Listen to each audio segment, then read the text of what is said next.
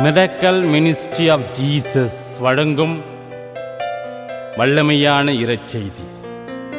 பிரியமானவர்களே, இந்த வல்லமையான இறைச்செய்தியின் மூலமாக கர்த்தராகிய இயேசு கிறிஸ்து 5 விதமான தலைப்புகளிலே 5 விதங்களிலே 5 செய்திகளை நமக்கு ஒழுங்குபடுத்தி கொடுத்திருக்கிறார். எனவே இந்த செய்தியின் மூலமாக நமக்கு ஆசீர்வாதத்தை கொடுக்கும்படிக்கு ஒரு நிமிடம் ஜெபிப்போம். அன்புள்ள ஆண்டவரே, இந்த அருமையான நாளுக்காக நன்றியோடு துதிக்கிறோம், ஸ்தோத்திரிக்கிறோங்க தாவே.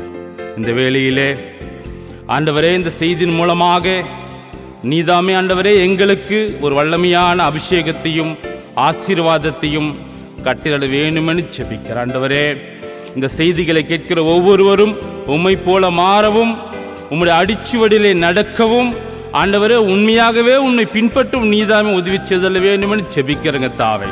யாரெல்லாம் இந்த செய்திகளை கேட்கிறார்களோ ஒவ்வொருவரும் உமக்கு பிரியமாக வாழ வேண்டும், உம்மை மட்டுமே தேட வேண்டும் என்று சொல்லி தங்களை ஒப்பு கொடுத்து உண்மையான கிறிஸ்தவர்களாக வேதத்தின்படி வாழ்கிறவர்களாக மாற்ற வேண்டும் என்று ஜெபிக்கிறேன் ஆண்டவரே.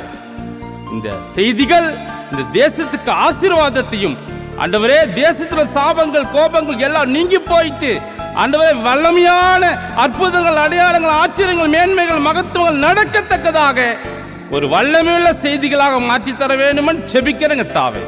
இந்த வேலை ஆசீர்வதியும்.